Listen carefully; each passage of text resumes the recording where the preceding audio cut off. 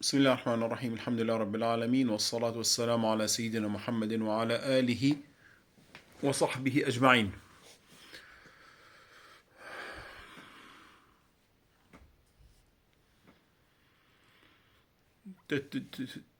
Il faut toujours rappeler, si on s'est intéressé donc au livre de Isaïe, c'est à cause de ce que Netanyahou fait donc à Gaza, a fait jusqu'à maintenant à Gaza, parce que c'est pas fini.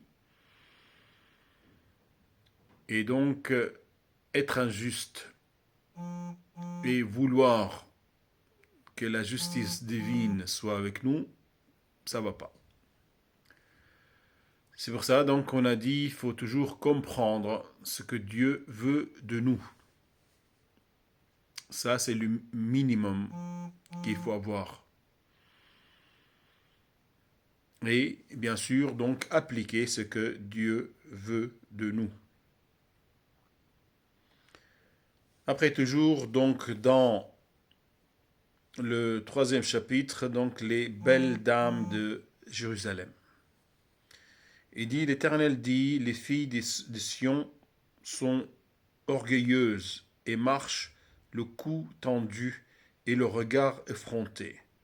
Ils vont à petits pas et font résonner les boucles qui ornent leurs pieds. À cause de cela, le Seigneur rendra chauve le sommet de leur tête. L'Éternel dégarnira leur front. Ce jour-là, le Seigneur enlèvera les boucles qui servent d'ornement à leurs pieds, ainsi que les filets et les croissants. Les boucles d'oreilles, les bracelets et les voiles, les diadèmes, les chaînettes des pieds et les ceintures, les boîtes à parfum et les amulettes, les bagues et les anneaux du nez, les habits précieux et les larges robes, les manteaux et les sacs à main, les tissus fins et les chemises fines, les turbans et les châles. Au lieu du parfum, de parfum, il y aura de la pourriture. Au lieu de ceinture, une corde. Au lieu de cheveux bouclés, une tête chauve. Au lieu d'un large manteau, un sac étroit, une marque faite au fer rouge au lieu de la beauté. Pour dire tout ce que l'homme considère comme beauté qui ne correspond pas à une obéissance. Donc ça va être le contraire pour lui. Ça va être le contraire pour lui.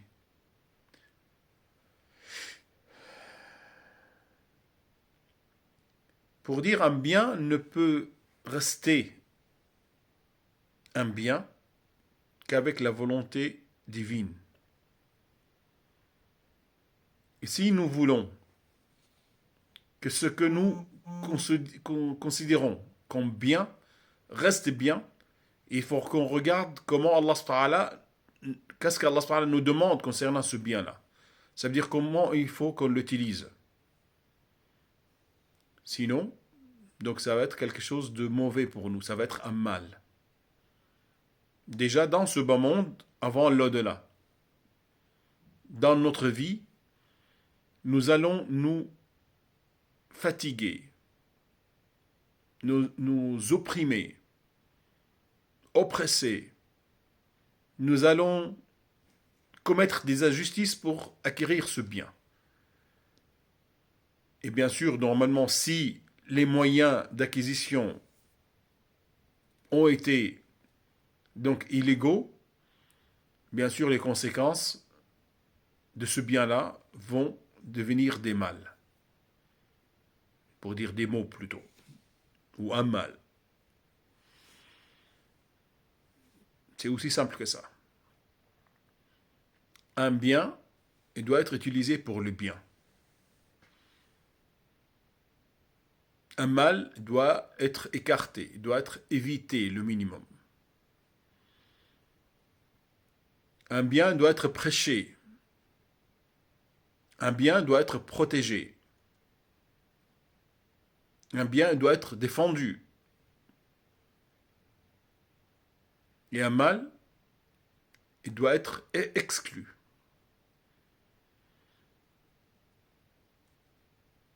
Et bien sûr, combattu.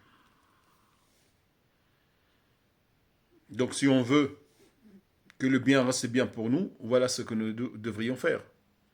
Et si on veut qu'un mal ne nous touche pas, voilà ce que nous devrions faire. Sinon, donc toutes les bonnes choses qu'on apprécie, qu'on estime comme bonnes choses, vont devenir néfastes pour nous. Après, donc il y a donc quelques versets de ce troisième chapitre où intitulé, donc il y a deux versets, pas que trois, où les veuves de Jérusalem. Il dit tes hommes tomberont sous l'épée. Tes héros donc tomberont au cours du combat. Les portes de Sion gémiront et seront dans le deuil. Dépouillé, elle s'assiera par terre.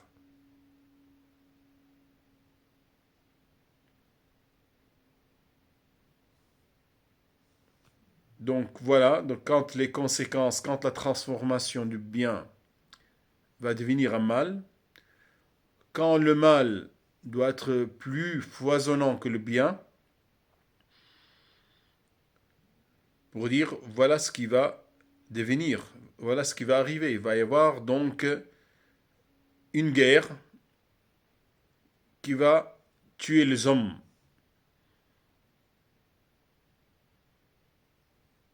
Et on dirait donc tes hommes tomberont sous l'épée. Ça veut dire de cette manière, on dirait qu'il y a une généralité là. Tes héros tomberont au cours du combat. Maintenant, ceux qui défendent toujours donc cette terre-là ou cette ville-là et cette notion-là, cet exemple-là, normalement, donc vont tomber donc au cours du combat. Et le deuil donc va toucher donc cette ville de tranquillité, de paix. Et une fois qu'elle n'a plus rien, elle s'assiera par terre.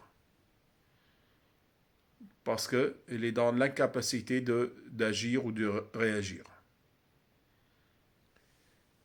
Et là, normalement, on voit que les conséquences des actes humains, touchent donc même l'inanimé. D'ailleurs même,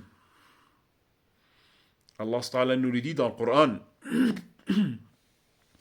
Il dit ظهر الفساد في البر والبحر بما كسبت أيدي الناس ليذيقهم بعض الذي عملوا لعلهم يرجعون. Ça veut dire la corruption, la dépravation, pour dire le mal,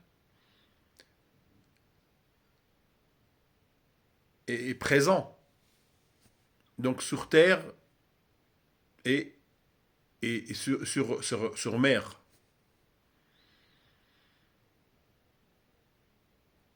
Afin qu'ils goûtent par ce mal-là les conséquences de leurs actions, de ce que leurs mains ont accompli.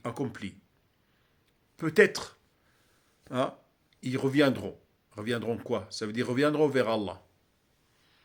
Cesseront de propager le mal sur terre, sur mer. Et là, on le voit. On voit les conséquences des actes humains, des actes de désobéissance au Créateur à l'égard de toute la création. Donc, plantes, animaux et hommes. Et voilà les conséquences qui font que notre planète est malade. Parce que nous sommes malades, nous sommes loin d'Allah.